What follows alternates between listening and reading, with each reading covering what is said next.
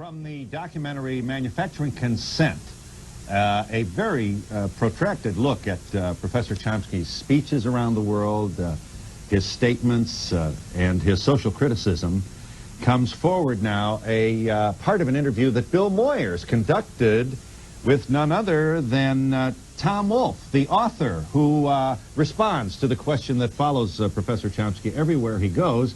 Variously stated, it essentially boils down to, who the hell do you think you are?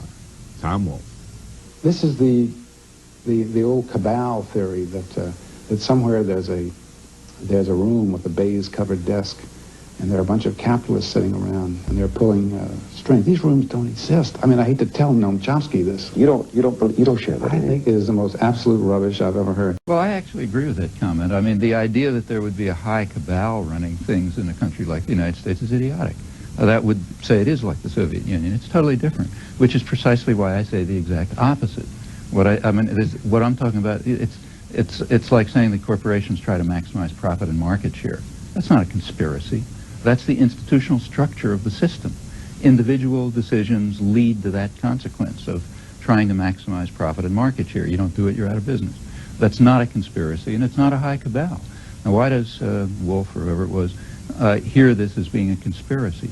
The point is that any analytic commentary on the institutional structure of the country is so threatening to the commissar class, they can't even hear the words. Is he part of the commissar class, Tom Wolfe? Yeah. I mean, he can't even hear the words. So if I say there is no high cabal, what he hears is there is a high cabal. But don't you think the reason he can't hear the words is because he believes profoundly in the things he's been taught, that this is democracy, that there is freedom. It's like a lot of people like myself who used to be members of the Communist Party and who profoundly believed in the ideals and very painfully let go.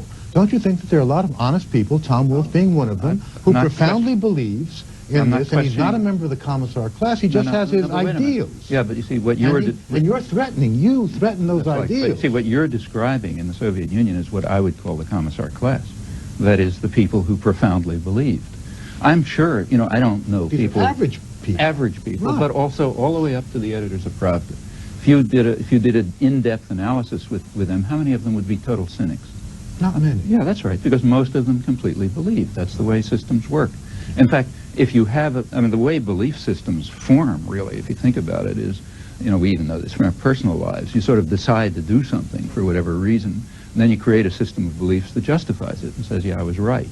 Well, the end effect of this is that people who function within a system of power and authority, whether it's an editor of Pravda or an op-ed writer for the Times or a concentration camp guard or, you know, pick across the board, they're usually quite sincere about it. And they have worked up a system of beliefs which says, yes, this is just and right, and I'm completely free and independent. If they couldn't have that system of beliefs, they couldn't continue. Now, the point is but I think when you point out that, I agree with you when you say it's a tight, closed system of beliefs. It's a kind of fundamentalism, which means you simply cannot hear critical analysis. And it's interesting to see what in the United States can't be heard.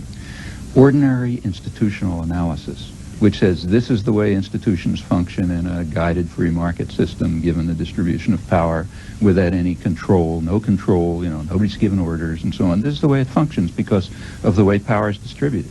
That's much too threatening to listen to, just as it's too threatening to hear the words the United States attacked South Vietnam, or the United States orchestrated monstrous atrocities in Central America, because there are fundamentalist beliefs involved.